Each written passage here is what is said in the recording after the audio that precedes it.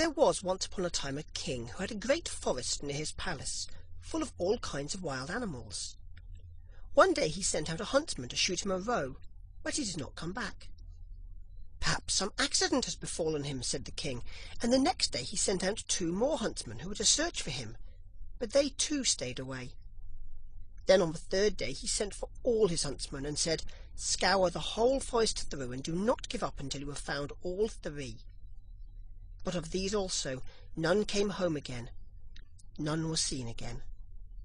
From that time forth no one would any longer venture into the forest, and it lay there in deep stillness and solitude, and nothing was seen of it, but sometimes an eagle or a hawk flying over it. This lasted for many years, when an unknown huntsman announced himself to the king as seeking a situation, and offered to go into the dangerous forest. The king, however, would not give his consent, and said, "It is not safe in there. I fear it would fare with you no better than with the others, and you would never come out again." The huntsman replied, "Lord, I will venture it at my own risk. Of fear I know nothing." The huntsman therefore betook himself with his dog to the forest. It was not long before the dog fell in with some game on the way, and wanted to pursue it, but hardly had the dog run 2 steps when it stood before a deep pool, could go no farther, and a naked arm stretched itself out of the water, seized it, and drew it under. When the huntsman saw that, he went back and fetched 3 men to come with buckets and bail out the water. When they could see to the bottom, there lay a wild man, whose body was brown like rusty iron, and whose hair hung over his face down to his knees. They bound him with cords and led him away to the castle. There was great astonishment over the wild man. The king, however, had him put in an iron cage in the courtyard, and forbade the door to be opened on pain of death, and the queen herself was to take the key into her keeping. And from this time forth everyone could go again into the forest with safety. The king had a son of 8 years, who was once playing in the courtyard, and while he was playing his golden ball fell into the cage. The boy ran thither and said, "Give me my ball out." "Not till you have opened the door for me," said the man. "No," said the boy, "I will not do that. The king has forbidden it," and ran away.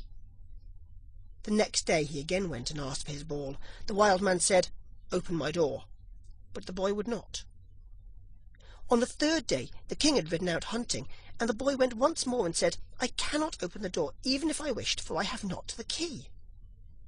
Then the wild man said, "It lies under your mother's pillow. You can get it there." The boy, who wanted to have his ball back, cast all thought to the winds and brought the key. The door opened with difficulty, and the boy pinched his fingers.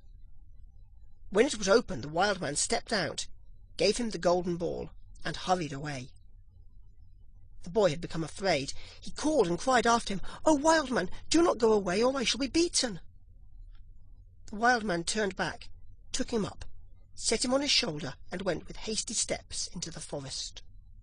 When the king came home, he observed the empty cage, and asked the queen how that had happened. She knew nothing about it, and sought the key, but it was gone. She called the boy, but no one answered. The king sent out people to seek him in the fields, but they did not find him. Then he could easily guess what had happened, and much grief reigned in the royal court. When the wild man had once more reached the dark forest, he took the boy down from his shoulder and said to him, "You will never see your father and mother again, but I will keep you with me, for you have set me free, and I have compassion on you. If you do all I bid you, you shall fare well. Of treasure and gold have I enough, and more than anyone in the world." He made a bed of moss for the boy, on which he slept, and the next morning the man took him to a well, and said, "Behold, the gold well is as bright and clear as crystal. You shall sit beside it, and take care that nothing falls into it, or it will be polluted. I will come every evening to see if you have obeyed my order." The boy placed himself by the brink of the well, and often saw a golden fish or a golden snake show itself therein, and took care that nothing fell in. As he was thus sitting, his finger hurt him so violently that he involuntarily put it in the water. He drew it quickly out again, but saw that it was quite gilded, and whatsoever pains he took to wash the gold off again, all was to no purpose. In the evening Iron Hans came back, looked at the boy, and said, "What has happened to the well?" Nothing, nothing, he answered, and held his finger behind his back, that the man might not see it. But he said, "You have dipped your finger into the water. This time it may pass, but take care you do not again let anything go in it." By daybreak the boy was already sitting by the well and watching it. His finger hurt him again, and he passed it over his head, and then unhappily a hair fell down into the well. He took it quickly out, but it was already quite gilded. Iron Hans came and already knew what had happened. "You have let a hair fall into the well," said he. "I will allow you to watch it once more, but if this happens for the third time, then the well is polluted, and you can no longer remain with me." On the third day the boy sat by the well and did not stir his finger, however much it hurt him. But the time was long to him, and he looked at the reflection of his face on the surface of the water. And as he still bent down more and more while he was doing so, and trying to look straight into the eyes, his long hair fell down from his shoulders into the water. He raised himself up quickly, but the whole of the hair of his head was already golden and shone like the sun. You can imagine how terrified the poor boy was. He took his pocket handkerchief and tied it round his head in order that the man might not see it.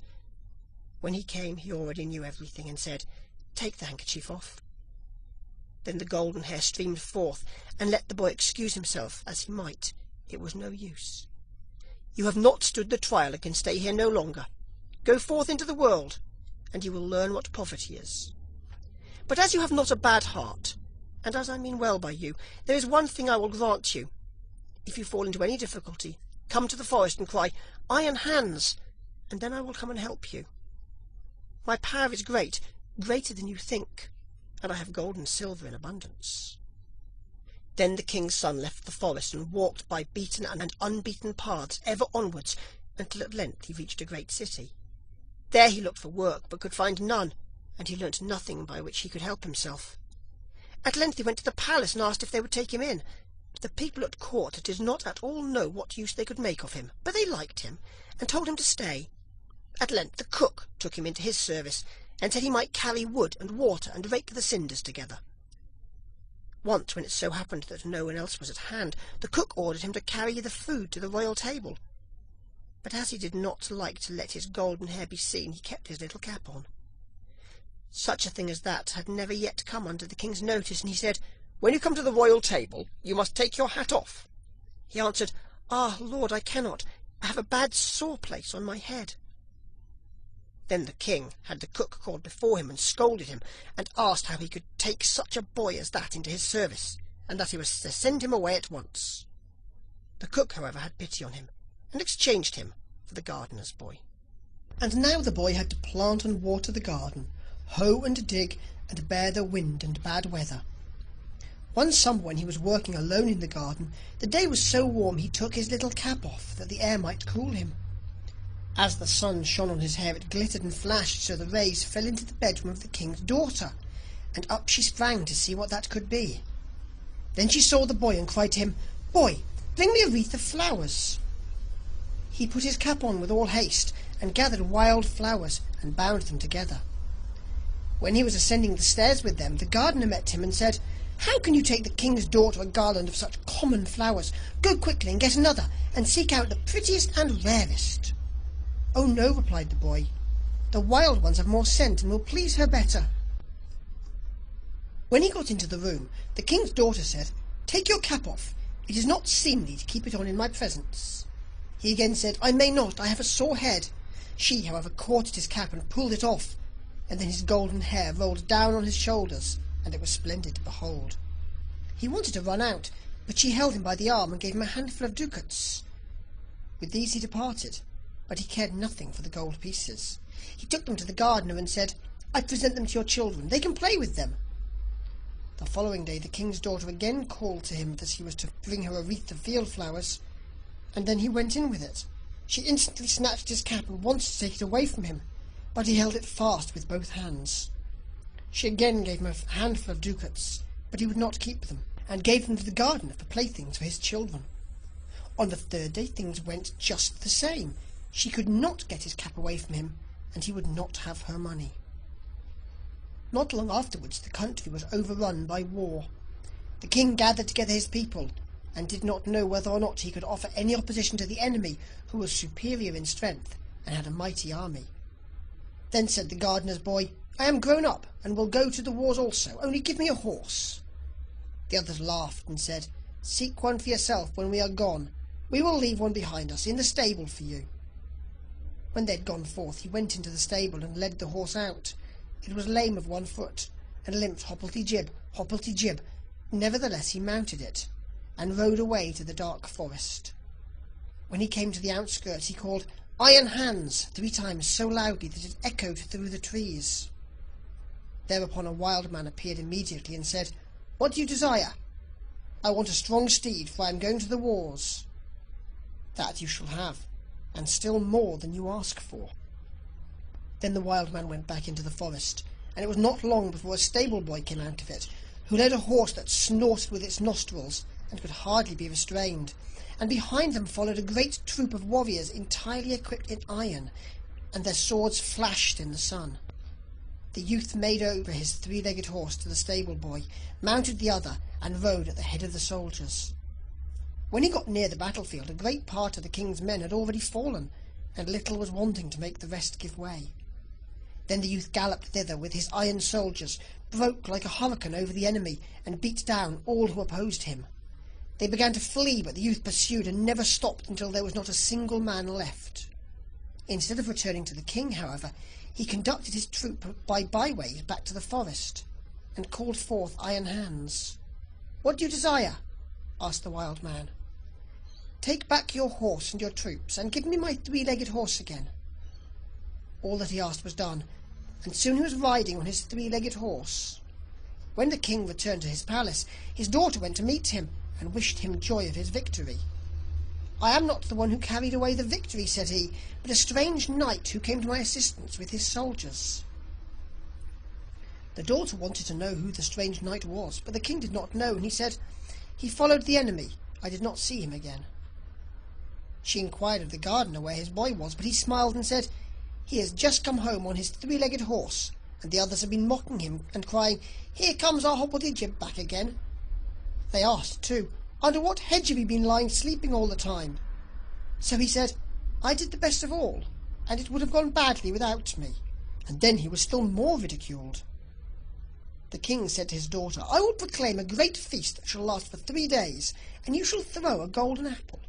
Perhaps the unknown man will show himself." When the feast was announced, the youth went out to the forest and called Iron Hands. "What do you desire?" asked he. "That I may catch the king's daughter's golden apple." "It is as safe as if you had it already," said Iron Hands.